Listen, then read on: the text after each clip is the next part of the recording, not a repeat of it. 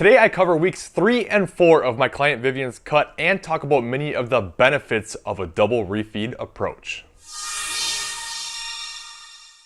Hey, this is Colin DeWaay. In this series, I take you through the cutting process after my client has gone through a whole reverse. So if you want to know more about how to go through this process, make sure you subscribe and click on that bell notification so you don't miss anything. Alright, when we last left off, we saw a big drop in the scale for her of 2 pounds for week 2. I did mention though that it was early in the process and chances are we'd probably see things slow down here. And regardless, I was going to keep her daily macros the same and then after one more week determine how we wanted to handle the double refeed approach in terms of either adding the refeed on top of her current macros or split it up so that her macros stay roughly the same for the week, but we have some lower and higher days to compensate. As it turns out, her weight did slow down to a more reasonable pace of 0.8 pounds for week 3. So with that, I did decide to add the double refeed approach to week 4. However, we'll keep total calories for the week the same. So instead of eating 135 protein, 230 carbs, and 60 fat daily, she'll now eat 5 consecutive days of lower calories, eating 135 protein, 215 carbs, and 64 fat, with 2 consecutive day refeeds of 125 protein, 275 carbs, and 69 fat.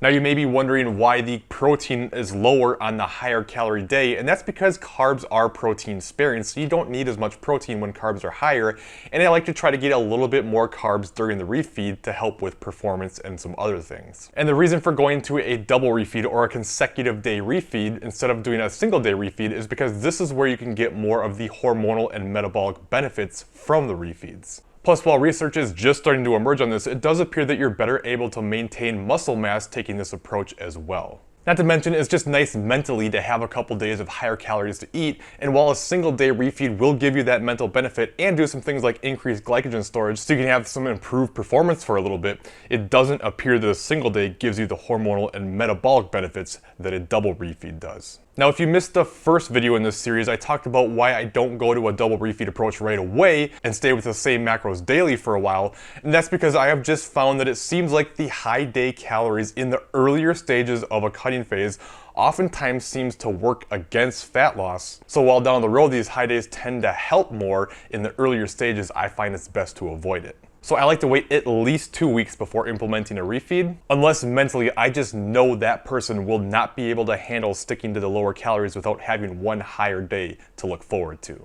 I also think it's important to mention that while I have found as a whole it seems like the double refeed approach works really well for a lot of people, remember that we're all different. Everyone responds differently to different things. So while some people respond really well and even might see a dip in the scale during the refeed or afterwards, some people see a big spike in the scale and have a hard time getting back down again after. So as always, there isn't a one-size-fits-all approach, and you have to pay attention to what works well for you and your body. But with that being said, don't assume just because the first time you ever implement one, if you see a spike on the scale, that it's not for you, because a big part of the double refeed approach isn't what happens exactly during that time, but it's more of playing the long game and keeping your body in a better position to continue to see results long term. And remember too, there's a lot of reasons why weight might spike after a refeed, including things like just having more food in your stomach and also improved glycogen storage. So it's always important to remember that scale weight and body fat are not one of the same.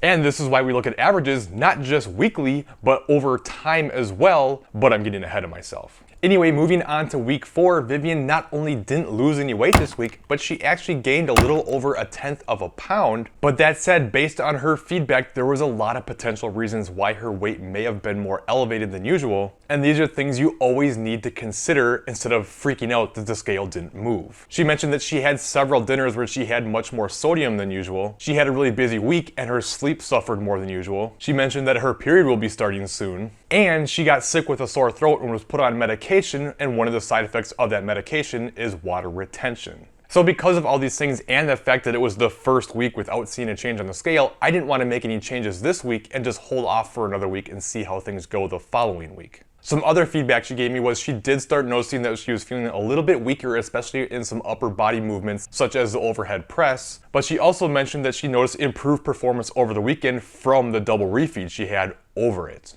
Anyway, we'll give it another week here and see how things happen, although we have to also pay attention because it will be her period week, and that can definitely mess with the scale too. But that's also why we look at other things besides just weight, such as pictures and measurements, which are showing improvements. And it's why it's good to look at not just weekly averages, but averages over time as well. For instance, it can be a good approach to look at a month at a time and see what that average looks like, remembering that we want her to be losing between about 0.5 to 1% of her weight on average to make sure that she's maintaining as much muscle mass as possible. And looking back over the previous 4 weeks, even with the 1 week of not losing anything, she's lost 3.5 pounds in 4 weeks, which is an average of about 0.9 pounds per week, which would be an average of about 0.7% per week, which is inside that range we're looking for. All of that said though, we'll just see how things go this week. If things don't move, there's a decent chance we'll probably make some changes, but the real question will be, do we take a diet break first or just go into getting more aggressive right away? Regardless though, remember that plateaus are just a part of the process. It's not something you want to get upset about or freak out about. It's literally the body just doing its job and adapting. So when they do happen, we just adjust and move forward, but I'll talk about that in a different video. By the way, if you want to find out more about different carb cycling options to help with the fat loss phase, then make sure you check out this top video, and I'll take you through all the different options step by step. If you have any questions, please leave them in the comments below, and I'll see you next time.